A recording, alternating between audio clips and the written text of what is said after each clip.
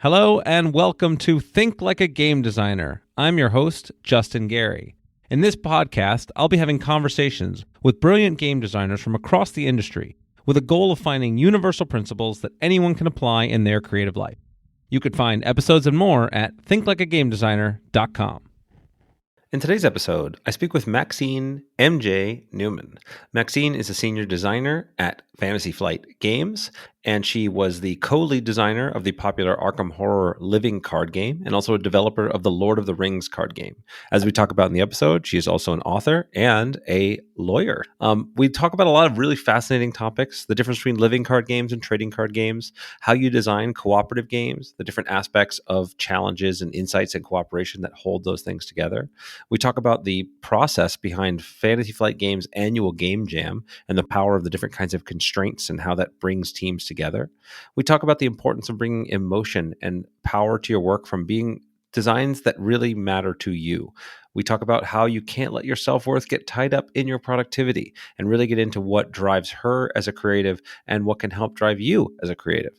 We have a lot of really great things in here. I was very excited to get to meet Maxine and to be able to talk to her. I'm sure you will enjoy her insights and her background. So without any further ado, here is Maxine Newman.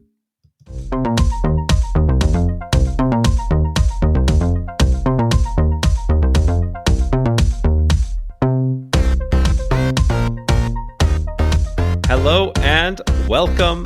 I am here with Maxine Newman. Maxine, it's wonderful to get to talk with you. Thanks for coming on. Oh, thank you. It's an honor.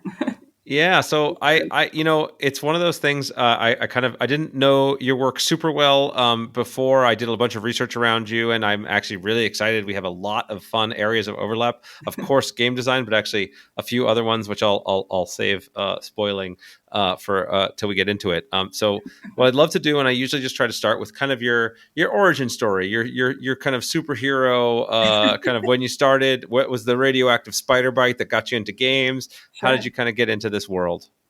Oh gosh, it's a longish story, but We got time. part of it is my dad actually was a game designer back in the day, in like the 80s and 90s. And so, we had this basement that was just filled with board games and filled with board game components. And I started getting into game design from a really young age, honestly, just kind of tinkering around with widgets and whatever like things, tchotchkes that my dad had. And I would help him like play test his designs and stuff. And he had weekly board game meetups with his friends that I would awkwardly join in on, a bunch of like 50, 60-year-old guys. And I'm just there like I'm 10. Yeah. And so that was kind of where my passion for gaming came from. And for a long time throughout high school and college, I would make my own games and not really do anything with them, obviously, but just kind of like for me and my friends to play. Yeah. And, So let me pause you there for a second, just because like I think you're the first person I've spoken to for whom their dad was already doing game design before coming into it. So it's a really cool leg up and an option. It sounds like your dad. Let's tease apart some lessons that you learned from your dad. Some of the experiences maybe that you can remember, particularly as growing up, how he encouraged you, or what types of things you learned to do or not do from watching him do the work. So yeah, I should probably mention my dad is Alan Newman. He's made, let's see, his most recent game was still quite a while ago. It was a game called Dark Minions for Z-Man Games. Prior to that, he had a game called Winds of Plunder. He had a really, really big popular game called Super 3. As far as like lessons, honestly, I don't think he ever intended for me to get into game design. It kind of just spurred on naturally from like that shared common interest. His style of game is he likes Euro games and like classic old school board games. My style of games are more like thematic and immersive and big and complex, Right. So the cliched terms here, we've got the kind of Ameritrash versus Euro games here. Yeah. But you want to maybe just parse those out a little bit because some of our audience may not be familiar with either term. Sure, sure. So the Euro games that my dad would enjoy are typically the kinds of games where uh, it's highly tactical, and it's all about getting points and winning generally. Um, these are games that almost always have a victory point track that goes around the border of the board. You know what I mean? Like that kind of game. Yep.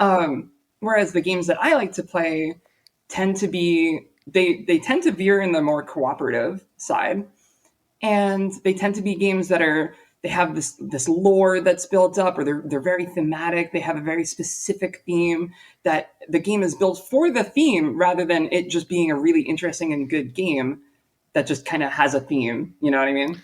Right. Yeah, it's a really important distinction that I think a lot of designers tend to bifurcate on, right? Where I'm a kind of mechanics crunchy, I want the interesting combinations of the rules to be the driver, and then there's a theme that gets matched to it. And then there's people who's like, no, I really want to tell a great story. I want to feel like I'm in the world of Arkham Horror. I want to feel like I'm a superhero, and the mechanics will be whatever they'll be to make that to serve that. And then of course there's a huge spectrum, and the best games do the best of both. But that's kind of the absolutely. really a key focal, kind of fulcrum between which different designers must kind of go between. Yeah. Okay. All right. So you were not supposed to be a game designer, even though your dad was a game designer. I gotta know now, because I gotta, I in my research, you got a law degree, right? I do have a lot of See, that's where I was like, all right, I got to know what's up here, because so my parents were lawyers, and I went to law school because that's what I was supposed to do, and it took me, some pretty, crisis of conscience, really kind of, figuring out that I really didn't want to do that and become a game designer. So you had your parents as game designers, and somehow you ended up in law school. I need to know what happened there. It sounds like we had the same crisis of conscience, to be honest. So I didn't have the same experience of like my parents were lawyers and I was kind of like supposed to do that. I changed majors so much. In high school, I was really into science. So when I went to undergrad, I started doing like physics and astronomy. And I was like, oh, I'm going to be like an astrophysicist. And I realized I was really bad at it. I was good at the high school level, but in the college level, I was not doing very well. So I changed to one of my other passions, which is East Asian studies. So I studied abroad in Japan, I learned Japanese, and I got a degree in East Asian studies, which is a degree you can't do that much with. You can teach East Asian studies, or you can teach English in Japan, you know what I mean? Or in wherever in East Asia. So I was like, all right, not really sure what to do with my life at that moment. So I'll just keep going to school. That's the one thing that I'm good at, is I'll just keep going to school. Yes, exactly. And, I had always been told that that I like arguing, which I don't necessarily agree with, but I guess I can argue with people over whether or not I like arguing. Sure seems like you like arguing to me. Yeah, right. So I went into law school and did 3 years of law school, graduated, passed the bar in the first try, and then I was like, you know what, I don't actually want to do this. Yes. So there's a lot of lessons in here, and a lot of things I can relate to. This feeling like, okay, well, I'm just going to do what's next, right? I'm good at school. I can keep doing. That's exactly what happened to me. And this I think a lot of people can relate to that. There's just whatever the thing that's in front of them, they're just going to kind of default to. And then you actually did do some things, which I really encourage, which is, you found things you were passionate about and you started to pursue those. And it could be astrophysics, could be East Asian studies. But in order to find something that's really going to be a career, you kind of need to be at the center of a specific Venn diagram. And that is passion. I'm passionate about this and I love it. I'm actually good at this. And there's actually a market for this, right? There's somebody that wants it. So you had I'm passionate about astrophysics, and there is a market for that skill, but I'm not good at it. You had the, East Asian studies, which you were good at and you were passionate about, but there was no market for it. And then now, again, post law school, it sounds like you're going to find game design where you can actually be good at it, love it, and be able to actually make money doing it. Yeah. And I've been doing it for 11 years since then. So, which is wild to think about, because it still feels like I just left law school. Yeah. So what was the gap? As I didn't want to gloss over the okay, so I quit law school and became a game designer, and I was fortunate enough to have a job a game design job offer on the table. How did you get from, okay, I graduated law school. I know I had a bunch of debt from law school I had to deal with, but I don't know if you were in the same boat. So then how did you go from there to actually getting a job as a game designer? Well, I very thankfully did not have a lot of debt, which is incredibly, like, incredibly helpful. And I'm very, what's the word? Lucky. I'm very fortunate to have not had accrued like a massive amount of debt. But unfortunately, I didn't have the best grades coming out of law school. I had like okay grades, like they were fine. They just weren't like top of the class. And at the time that I graduated, which was 2012, the market for jobs in law was not great. So the people who were getting job offers right out of law school were the top 10% of the class. You know what I mean? Right. People who went to the best school, like the top ones in the nation. I was neither. So I found it really difficult to get a job. And I'm sure I probably could have if I had kept with it. But at the time, as a hobby, just for fun, I was designing scenarios for a little game called Lord of the Rings, the card game. And I was posting them on Board Game Geek and getting quite a few downloads, actually, like 1,000 downloads or so. And saw that there was a job opening at Fantasy Flight, just all on my own, just kind of noticed it. And I was like, what the heck? I'll apply. I'm not going to get it.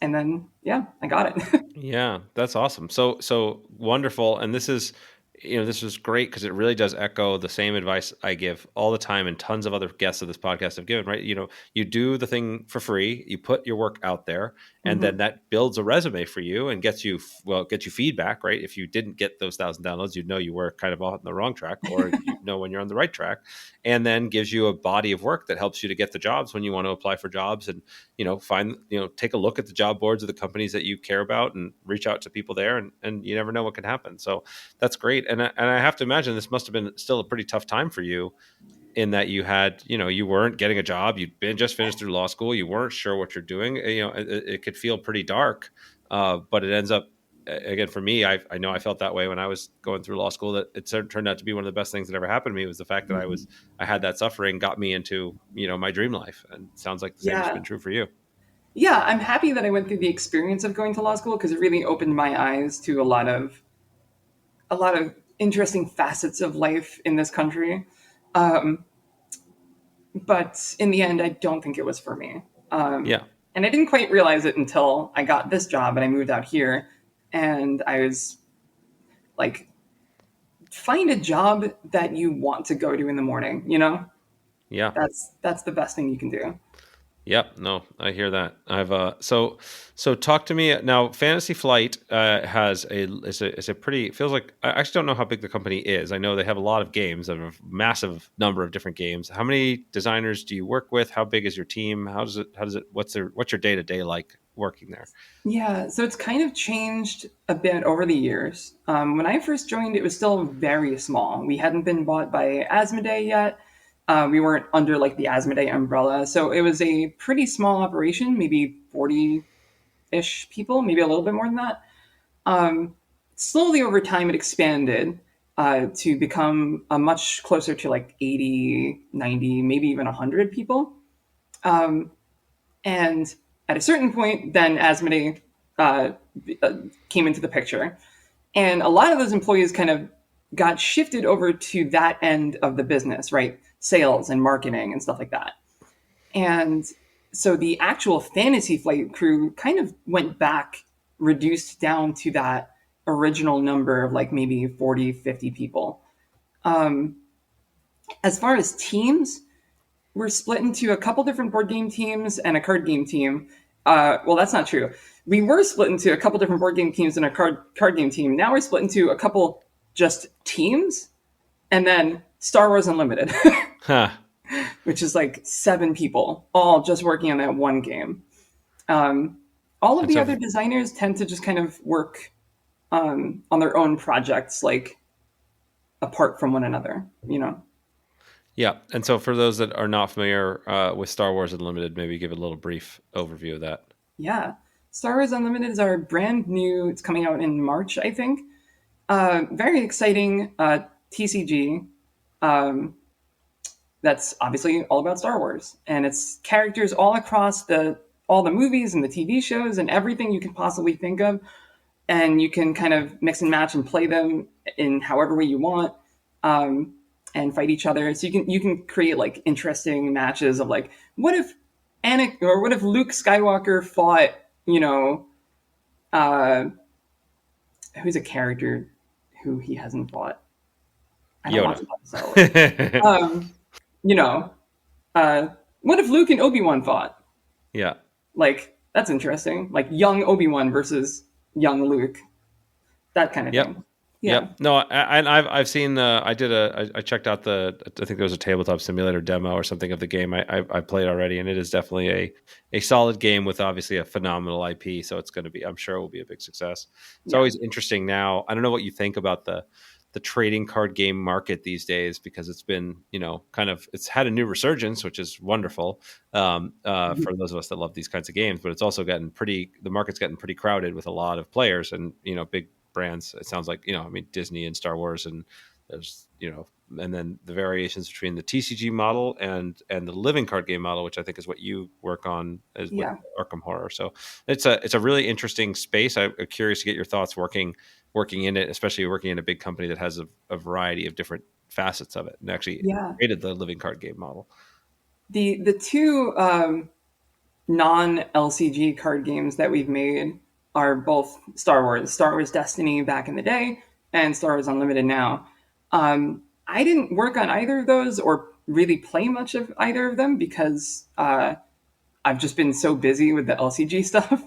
I know that there's a big draw for both, and I feel like different people gravitate to different ones based on like what they get out of it. What I like scratch offs, so maybe I should get into Star Wars Unlimited, because that's like half of the experience is opening the packs and seeing what you get and being like really excited when you pull like an ultra rare legendary card.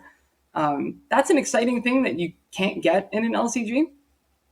But of course, LCGs also have their own pros and cons. So yeah. So, and then again, just to make sure the audience is following. So, TCG trading card game, the packs are purchased and there's randomized content. As you mentioned, there's, you can get rare cards or super rare cards or whatever. And so there's some uncertainty in what you're getting.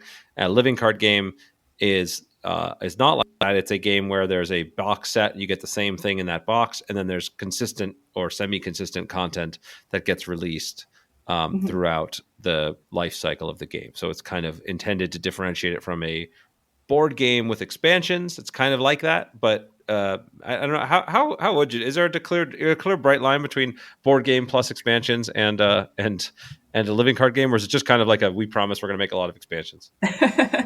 I think the big identifier is the fact that the cards are what drive the game. Like, there is no board. Sometimes there's cards that kind of form a board in a way, but it's really just it plays and operates like a TCG, just minus the randomized distribution. Yeah, I guess the distinction then I might make there is like, for a living card game, you're still building your own deck of cards out of a total pool of collections. Whereas in a traditional board game, everybody's playing with the same starting set of cards or whatever. And then, I make deck building games where everybody starts the same cards and you're acquiring cards kind of as part of the game. But here you're still building a deck, but it's building it from a non-random assortment of cards instead of random assortment of cards.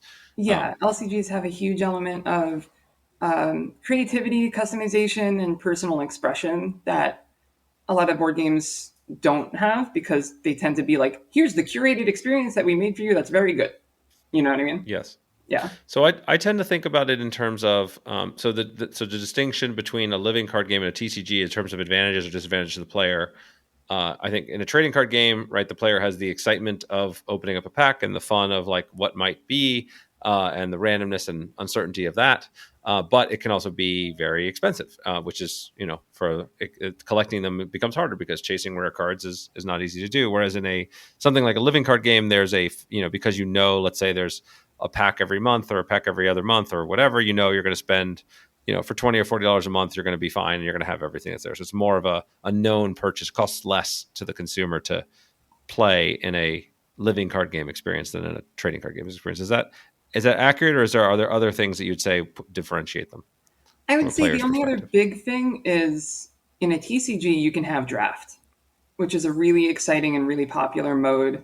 For those of you who don't know, draft is where everyone is opening booster packs at the same time, and they're picking one card out of it and passing the rest, and you keep doing that over and over until you have a deck, and then you play against each other. And typically, you get to keep the cards that you drafted. Or if you're just doing it, kitchen table draft with your friends, then you just put it back together into a cube and you're good. Yeah, no, that's a good point. I think that's one of my favorite ways to play trading card games, where you Yeah. get you get random cards available to you, and you have to make do with what you have, whether it be drafting or just opening up packs. I think is quite a bit of fun. And for me, that's why we started working on Soulforge Fusion. Right, it was a kind of what we call the hybrid deck game, where the cards are algorithmically created, so every single pack is going to be unique. Right, you have that experience of opening up new packs. You can draft them and mix and match them, but you don't have that same kind of I have to go collect all the cards, because I can't customize those decks beyond just which two am I shuffling together. So there's Yeah. trying to get aspects of the excitement of I don't know what I'm going to open, without having the infinite I have to chase after every single rare and go build the same deck everybody else has. Um, That's really cool.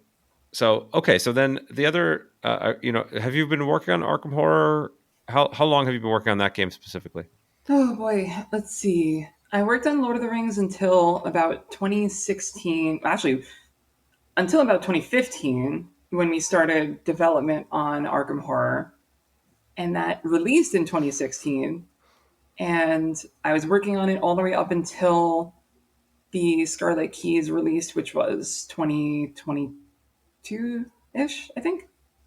Okay, and then you've shifted to other projects since then that you can't talk about right now. Yeah, All right, exactly. cool, Yeah. got it. So um, so then let's talk about, since I think both Lord of the Rings was also a cooperative card game, right? So Yeah. let's this is I think a really interesting space to talk about, like building cooperative games versus competitive games. What do you think makes for a great cooperative game, and certainly specifically when we're talking about a great cooperative living card game? Because I tend to think about, when I'm building decks, and it's well, my experience has all been about competition, right? I'm trying to beat other people, and when I was, but here you're kind of building decks to collaborate with other people. So, what do you think contributes to the success of those kinds of games? What's the experiences that matter the most to players? I think there's a couple things at play. One is you still want the game to have that tactical, strategic feeling that a competitive card game would have, where you're trying to build the most efficient deck. You're trying to be very tactical with the elements that you have in front of you and use your deck to the best of your capability, kind of pilot your deck the best way that you can. But there's this added element of teamwork and cooperation that it doesn't exist in most competitive games unless it's a teams game or something. So you need to have your game needs to have ways for everyone to help out each other in interesting and tactical ways that feel really good when it happens, so that you're high fiving around the table and you're like, "Wow, that's so cool! I didn't realize that you could even do that move." And then the third thing at play is challenge. Um, the game needs to have enough of a challenge that it feels like you're playing against like an intelligent foe. You know what I mean? If you're just kind of running through the motions, then it might not be as enjoyable an experience. Although obviously we offer many different difficulty modes so that it's always going to be whatever challenge you want it to be. Um, but I think that that's a really important aspect of it. And there's like an emotional element to teaming up with friends to take down something that's really hard. And I think that's super exciting. Yeah, that sounds very right to me. I think actually even talk about this to my team at work, that working together to solve difficult problems and overcome challenges is actually one of the best things in life. Yeah. Sometimes it doesn't feel like it when you're working on a hard problem at work, but it really is. It really is an enjoyable experience in games. A big part of why we play games is to face those obstacles and overcome them, and doing that collectively is quite a bit of fun. I find there's no bigger rush than swooping in to rescue someone who really needed your help. Yeah. So let's dig into that piece then, because you mentioned it, in this idea that you want to have these cooperative ways to work together, ways to Mhm. swoop in and help people. How do you think about building those elements into games, or how would someone think about it? It's like, okay, I want to build a cooperative game. What types of mechanics or systems or little tricks do you have available that kind of help you to build that ability to collaborate and swoop and help? So obviously, with both Lord of the Rings and Arkham, there's combat and there's enemies, which doesn't always apply in all cooperative games, of course. But in those games, it's very important that enemies were kind of attached to someone or engaged with someone, so that if a ghoul is attacking me and you're free to do whatever you want. There's a lot of different interesting situations that could come up. I could be in danger because the ghoul is bearing down on me and it's going to kill me unless you swoop in and help me. But it could also be the opposite, where I'm taking care of this enemy so that you can run off and investigate or quest or whatever, depending on the game. Both of those games share that element. And at its baseline, I think there has to be some kind of mechanic where you can help each other. Like in Arkham, it's with skill tests. You can commit cards from your hand to help other people with skill tests. In Lord of the Rings, there's a lot of we didn't call it this, but like collective tests where everyone is trying to commit as much of a certain stat as they can, like willpower to overcome the locations that are in the staging area, or combat to take down a really big like Balrog or something. Right. So there's like a communal element to it. Yeah, so either letting people all contribute towards the same challenge, or letting people sacrifice some of their own resources in order to help other people in times of need. Just Yeah, as explicit rules are easy ways to build in these hooks. That makes and like sense. yeah, and like play cards on each other. Have cards that very specifically call out like play this on someone else. You know what I mean? Mm, That kind of thing. We even have we have quite a few cards in Arkham that are very specifically like a moment of someone swooping in to help someone else. Like there's a card called Get Behind Me where you take an attack that's meant for someone else. There's another card called I'll Handle This One, which is when you draw a card from the encounter deck, someone else is like, no, no, no, I'm taking that one instead. yeah. Yeah. That's not so. This is actually wonderful. So this feels like one of those perfect marriages of like flavor and function and creating the story. I mean, you're literally telling people like as they play the card, like how to role play their way into the situation. It's like Yeah. that's really cool. I think that's like creates a really fun connection moment for people as they can kind of like building their deck really is like building the personality that they want to have in the Yeah. game. Speaking of which, there's also one of the classes in Arkham is Rogue, and rogues are the selfish class that don't really help each other. So they have the opposite going on. They have cards that are like, you handle this one, which is the complete opposite of the other one.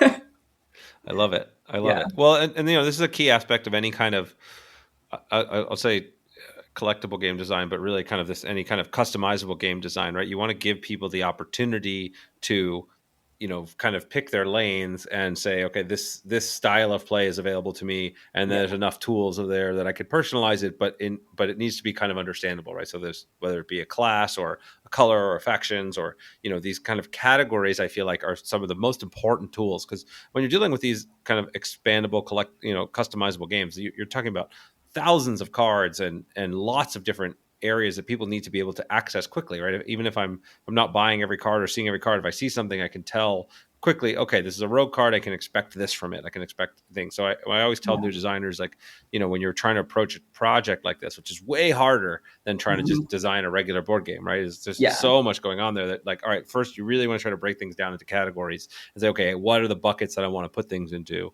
And then I'll turn this over to you shortly. It's like when I'm trying to build those categories, I'll use I'll use cycles as a real tool to build them Mhm. up for me, right? Yeah. So if I have a series of cards, one of them will say, okay, you get behind me. Another one will say, I get behind you. Another one will say, we'll handle this together. Another one Mm. says, let's get out of here, right? And so like there's like all the different categories, like Oh, what's never our fear. yeah, exactly. I'll be over there later. And each one gives you a hook, or the classic example from Magic of like, you have the kind of every card from the first set that cost 1 and gave you 3 of something, right? So the white card gave you 3 life, and the blue card gave you 3 cards, and the red card dealt 3 damage, and they were not balanced at all, mind you, but they give you a sense of what the cards would do. And so are there other, first of all, assuming you agree with this or push back on it if you'd like, I know you like to argue, I've heard that. What tools do you use to kind of help you to design or develop or kind of build these massive card pools and systems that keep people engaged? No, you're totally right. It's very important to kind of filter the cards into different buckets, as you called them, and dole them out to your different factions or classes or colors or whatever it is that your game has. And within that, you can create sub-themes as well. So, for example, rogues have a theme of they gain lots of resources. They also have a theme of they can loan out their resources or borrow resources from other people, which is like a whole nother kind of sub-theme inside the resource theme. You know what I mean? So sometimes it's not just like the overarching class, but also like specific identities. Like you want to be able to role play the exact identity that your player is trying to craft for themselves. Yeah, and I think this is one of those other things that's like, the style of game and how much you are encouraging people to role play versus be focused on the strategy versus like just kind of be immersed in what's happening. It varies a lot, right? I mean, Arkham Horror comes with it. The IP brings a theme and an ethos that you're really trying to make happen. And I think the fact that it's a cooperative game and you're building in this world makes people more inclined towards the storytelling. And I think, as you gave with the examples of the cards you mentioned, like Get Behind Me and whatever, like the cards are literally like, they feel like role-playing actions and things that you'd say in a game. And so it really helps it to come alive and be visceral. I tend towards the making things a little bit more abstract in the games that I'm doing, where they'll be like, I'm summoning creatures and I'm casting spells, but they're like, it's a little more abstract, like who you are and how you're doing that. So I think I really like this idea of just being a specific persona that has each action really feels like something you could imagine someone doing in a game of Dungeons and Dragons or in a movie about, Arkham Horror. Yeah. And Arkham Horror is very specifically designed to feel like an RPG, and a LCG had a weird baby. But this is true even if your LCG is a war game where it's giant factions that are fighting each other. You know what I mean? We had, back in the day, we had a couple Warhammer games. We had Warhammer Conquest and Warhammer Invasion. And Warhammer Conquest was very interesting because you pick a faction, but then you also picked a warlord within that faction that was like your leader. You know what I mean?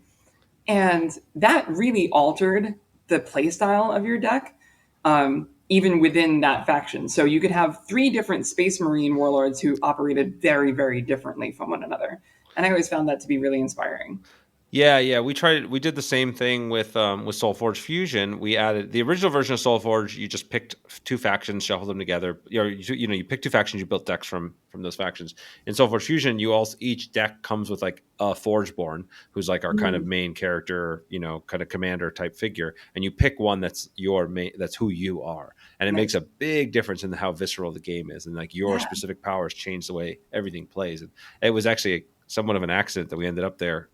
We had to have some way to track every time you shuffled your deck, and so we ended up building a character that got new powers every time you shuffled your deck. So it went from being a awkward thing you had to track to a thing you got really excited about, so you could start using your powers. That's great. But it's one of the, I love talking to designers that are very story first and theme first, and trying to bring that out, because it's one of the things I've worked on over the last 5 or 6 years. Really, I come from not necessarily a Euro game background, but very much a mechanics first background. Like I want to create really cool game experiences and tensions, and then I want a great story to marry it. But I don't start there, and I really have been trying to kind of make a lot of my more recent designs start from story and merge back to the middle. So it's great to hear insights from those like you that lean in the other direction. Yeah. Well, I lean in that direction, but I also really do love me a good tactical experience. Right. Yeah. That comes across in the projects you've worked on. I think, again, the best designers do both, right? You can't have a great game experience that's just like all story and the rules just fall apart or just super loosey goosey. And very few people like games that are, very, very tactical, but 100% abstracted. You can't really, figure out what's going on. There's no real story to tell. I've been playing a bit of BattleTech lately, which is one of those games that's incredibly tactical and granular and like very complex, but also so thematic, like so perfectly thematic to what's happening, to the point where you have to like keep track of individual ammo and all your weapons and I think that's the kind of game that really appeals to me, where it's like, oh, I can totally picture myself in this machine, but also it's like very tactical, Yeah. And again, it's going to be different players are going to gravitate towards different levels of this kind of complexity to immersion. I think it's often one of the biggest trade-offs in terms of like, I want this to feel like I'm really into BattleTech. So that means, okay, I got to track my heat usage, and I want to be tracking individual movements, and parts of my thing can be blown off, and I need to have rules for each different part. And if I want to I want to ram a guy, then I want rules specific, right? And so like, I can't kick because I only have one leg now. Exactly. And so, the more little rules that you end up making to make it feel very much like it was a real fight, the more complicated the game is, the more it becomes down to like, wait, hold on, let me look up this thing in the rule book, and where is this in page 76 says you blah blah blah. But it's where you end up on that spectrum is very different. I tend in my designs to value elegance and simplicity a lot. My team will tell you I beat them over the head with this all the time. But again, it's just my design ethos. It's not right or wrong. No, that is a good thing to prioritize. It makes your game. I would say by default, able to play it. Yeah, by default, most designers I know start too far on the complexity side of the spectrum. Yeah. So everybody, I think it's worth it for everyone to try to view through the lens of elegance and simplicity, and then you can decide where you grow from there. The way I like to think about it, I don't know how you approach these things, is like, for a given game, depending upon the target audience I'm trying to hit, I have a certain number of complexity points that I get to spend. And so I make a game out of making a game, basically.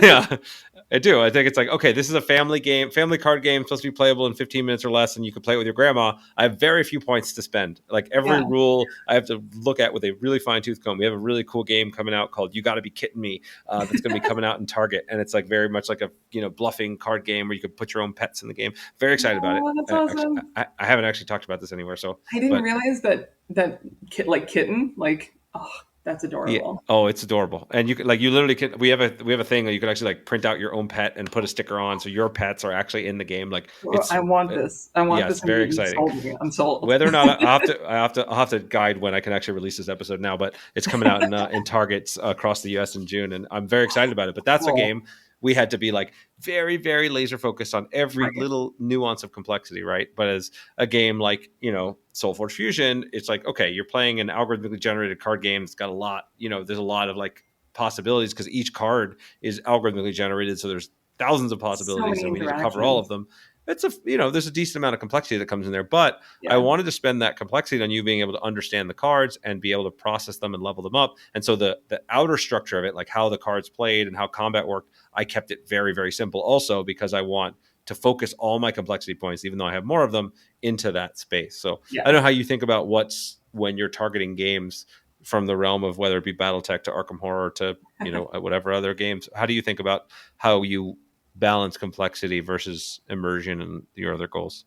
I definitely thought about it in a similar way, although I didn't call it complexity points. It's more just like there's a certain bandwidth, there's a certain level at which players break, right? Where they're like, okay, this is too much, I'm done. And you want to keep it under that level while still creating an experience that makes them think. You know what I mean? For me, I make the games that I would like. That's kind of always been my ethos. Like, if I make a game that I would play in my spare time, then I feel like I've at least succeeded in that. And it just happens to be that a lot of people share the same interests. Yep.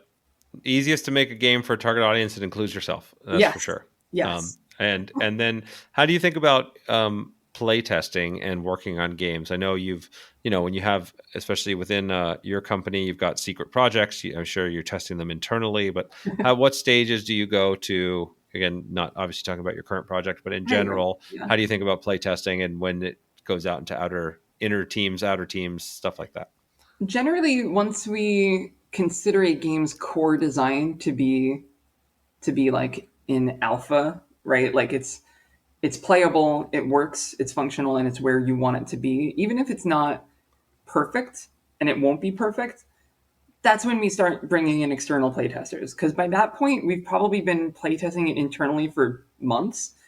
And when you only have 5 people looking at a project, you miss a lot.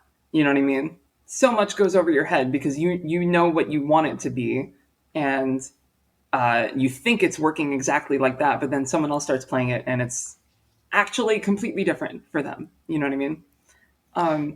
So it's important to get them on board early, but it's also important that you have a nice foundation before you bring them on board. Does that make sense? Yeah. So the way my language for this is, I talk about core engine design and engine Yeah. design versus component design.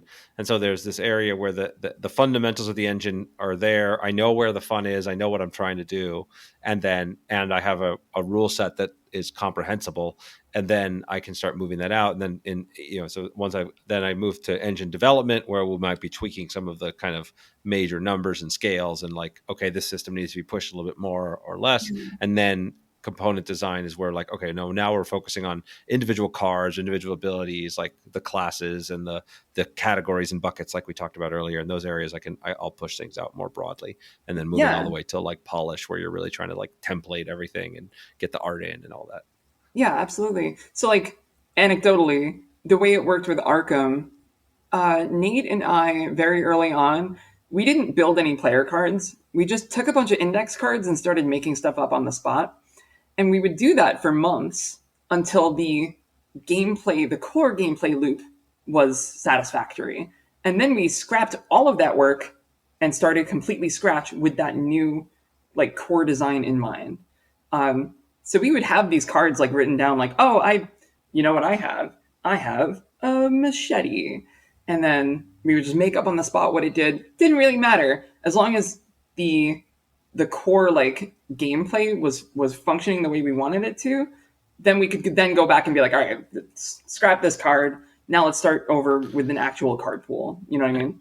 And so when you say core gameplay here, just we're talking about like, how the skill tests work and how combat works and like Yes. what's happening. Like, is this part of it fun in this interaction? Assuming I could have any card I can imagine, is the things I'm doing with the cards meaningful and does it make sense?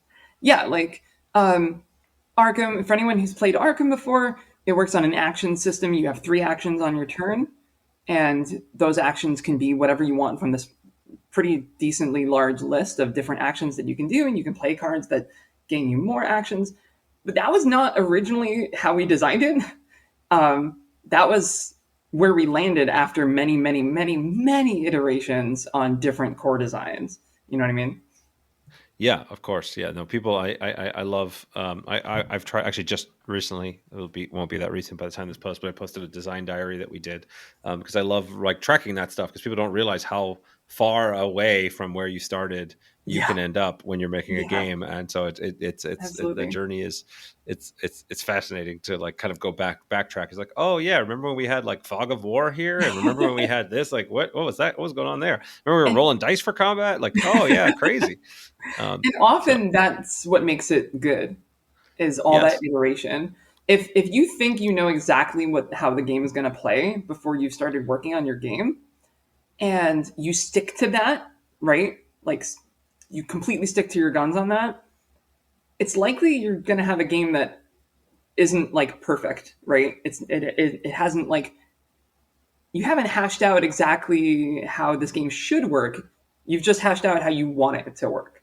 Does that yeah. make sense? Yeah. No, absolutely. Like I just there's no substitute for the playtest iteration loop, right? That's the core Yeah. design loop is what I call it. I think there's nothing that you cannot craft a whole game in your head and have it be great out of the gates. You can have good ideas, you can have, and I do recommend people do playthroughs in their own heads. Like you kind of like Mm-hmm. mentally play through a game before you actually like bring it to the table. You'll find problems and you'll fix them, but there's just no substitute for really wrestling with those things, trying different ideas, working through Yeah.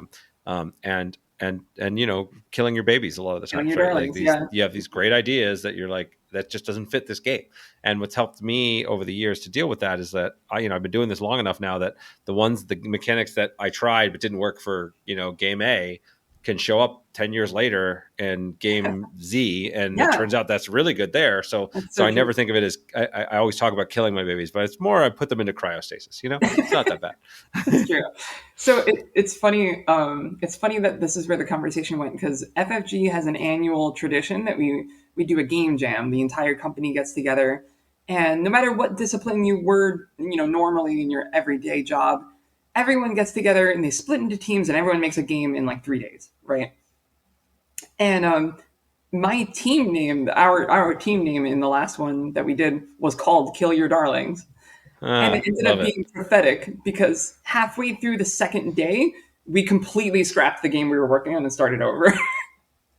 And Nice. sometimes that's just what you have to do. All right, I'm fascinated by the game jam. Talk to me more about how that system works. So you break up into Yeah. teams. How big are the teams? What are the parameters? What's the judgments? How does it work? The teams are about 5 to 6 people, maybe 7.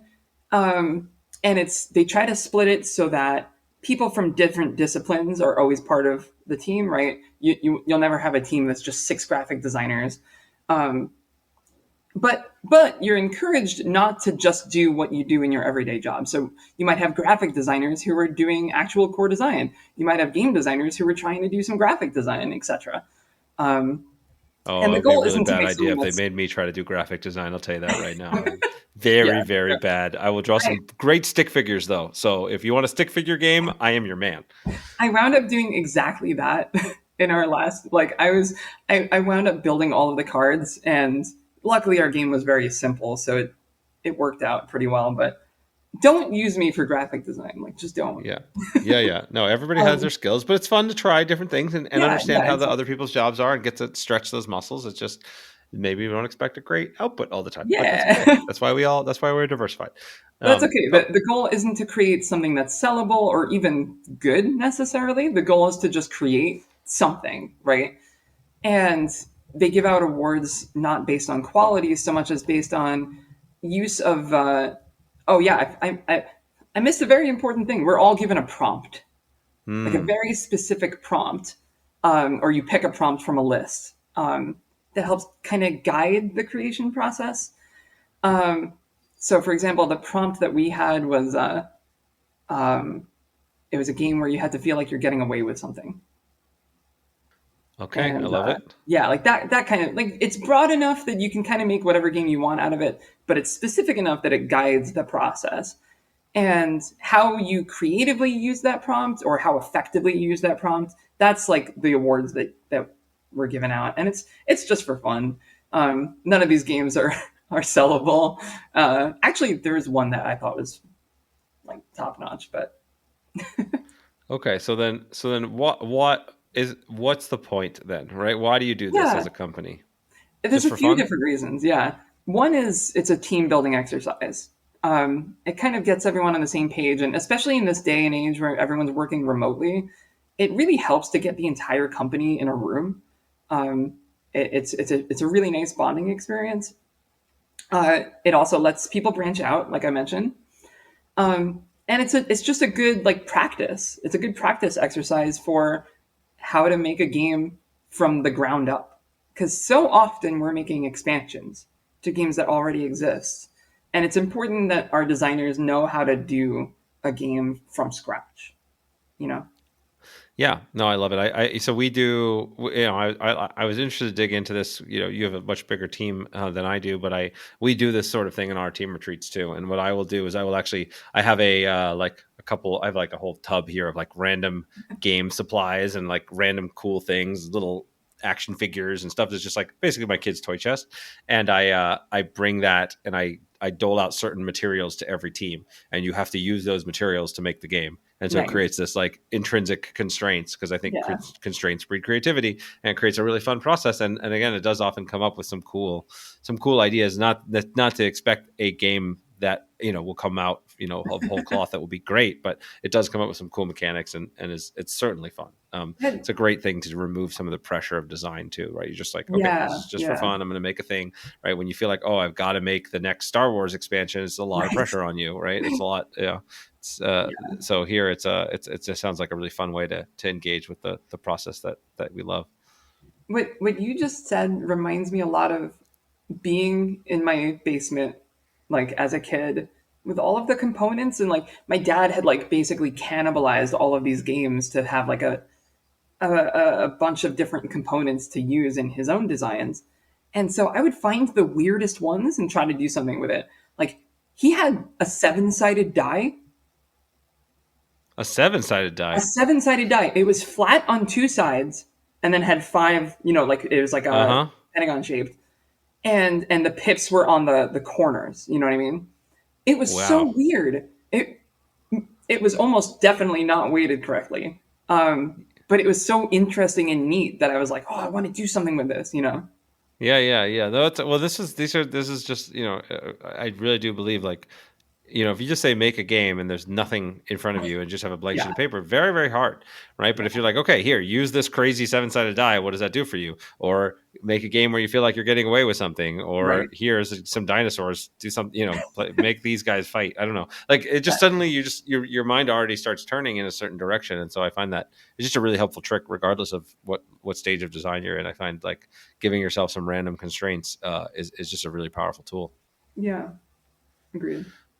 So we only have so much time left, and I wanted to make sure I got to this because I saw not only are you a successful game designer, but you also have published at least one book, I believe, and you've written maybe more than one, and have done some transmedia work. So I want to talk about those things as well because that's fascinating to me. Talking about what your work in other forms of media. So I do have a book. It's self-published. I actually did a Kickstarter to raise the funds for it because, frankly, I did not have the money to like do it. The book was already completely finished by the time we did the Kickstarter, but it helped with editing and proofreading and artwork and stuff like that. And we raised about $10,000, which is incredible. I'm saying we, but it was just me. The royal we. Royal we, yeah. Thank you, my subjects, for your funds. It makes it sound more official. But yeah, I wrote this book. It was kind of just a passion project for me that I was doing on the side, and wound up becoming like a pretty big part of my life, especially during the pandemic, which is like I did a lot of the writing pre and early pandemic. I am working on a book too. I'm also working on a tabletop RPG based on the world that the book is set in. It's called The Key and the Crescent is book 1. The series is called Dark Drifters, and you can find it on Amazon. You can find it on Barnes and Nobles. You can find it on my website, etc. It's about dreams and nightmares and fighting what haunts you in your head. Yeah. So talk to me a little bit about the process and how it's different or similar to working on games when you're coming to writing books and kind of crafting stories that way. It's very different. Even Arkham, which is a game that has a lot of narrative like built into it, it's a totally different experience. For one thing, obviously, you're trying to sell a very curated experience. Games are interesting because everyone who plays it is going to get something different out of it. And while that is technically still the same for books, it's like you're presenting a very specific thing, and then they're going to perceive it differently rather than they're going to like enact things differently. They have no agency. This is all very obvious, but I don't know. That's the first thing that came into my head. For me, the biggest difference was it was all just me. There was no company overseeing it. There was no checks and balances. It was mad with power. It was scary though. It was scary because I didn't know if it was good. You know what I mean? I still don't know if it's good. I'll be honest. I've been told it's good.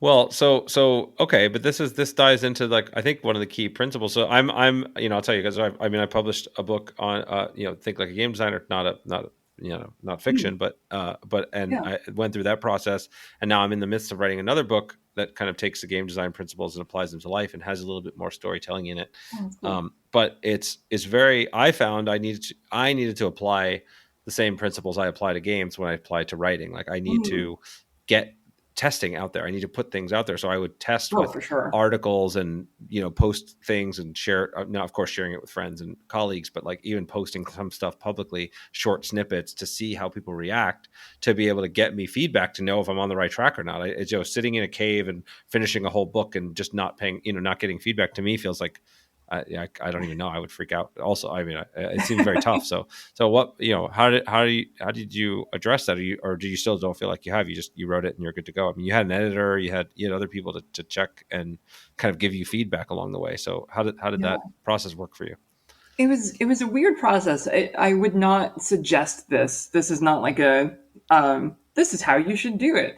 This is Mm, just how it ended up being for me. I was just writing this for myself. I wasn't planning on putting it out there in the world. I wasn't planning on doing anything with it. It was only until I got about halfway through that I was like, maybe I can actually like publish this. Maybe I can actually do something with this. For the most part, a lot of it was just coming from a little personal, but like the pain that I was feeling and everything that I was going through in my life and reminiscing about my childhood and a lot of different stuff. And so it was cathartic for me. I was doing it as a form of therapy, to be honest. Um, it wasn't until much, much later that I started getting other people involved and handing the book out to beta readers, which, yes, is very, very important, but also professionals. I think that's the biggest thing. There's no such thing as a professional playtester, right? Or at least there should be. Um, but most playtesters are friends, family, other gamers. Um, and with books, I think it's very important that you have a professional editor who's coming through and cutting out uh, paragraphs, sentences, words, entire chapters, yes. that kind of thing. Yes. Very painful, but necessary. I hear Very that. painful. I had to cut an entire POV character. Yeah, I appreciate you sharing, the backstory and the personal nature of this. I think it's an important note. Maybe a good thing for us to kind of close around is this idea of the creative act as Mm, one of personal expression and personal development and personal exploration. Right. I mean, I find this, certainly in my writing, it forces me to clarify my thinking and really surface stuff. I share a lot of personal stories in my new book that were very hard to write, and that writing them helped me to process them. I think that there's and even even in games, right? Maybe they're not as obviously personal, but there's definitely aspects of my personality that come out in my work. The yeah, kinds of whatever different a power fantasy from a game, or these kinds of different aspects of feelings and emotions I try to evoke.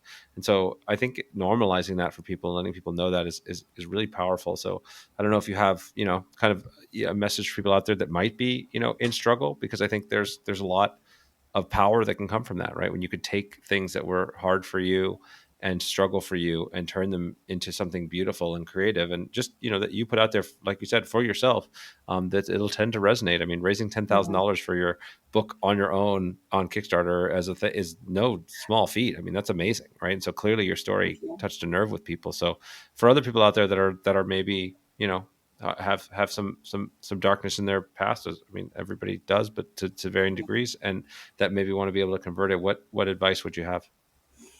Um, no matter what you're investing from yourself, I think it's important not to be too scared to put yourself on the line. I know that it's really, really scary. It can be super scary to invest your heart and soul into something and then put it out there in the world for others to see. Um, but I feel like if you don't, it will show. You don't want to create something that feels soulless. So draw upon your inspirations, draw upon your creativity, and really put yourself in there.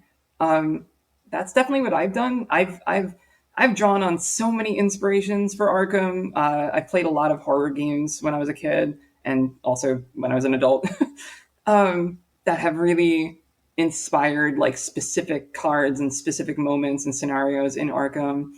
And in Dark Drifters especially, there's a lot of me in that book. Don't I would say the best games are the ones that weren't designed for a a specific marketing goal. They were designed because you wanted to. You know what I mean? And like that goes for any media, like movies, TV shows, anything like that. Yeah, no, I've for sure had that. I've mentioned this on the podcast before, but I think every single time I've tried to design a game that like I thought would be a commercial success, it was a failure. And Yeah. almost always when I make a game that's just like for me and my friends, it turns out to be a success. It's like quite the quite the crazy overlap. But I think it's just when when you're building something that you're putting love and passion and excitement into, like the audience knows it, right? It comes through in your work, and so you can't.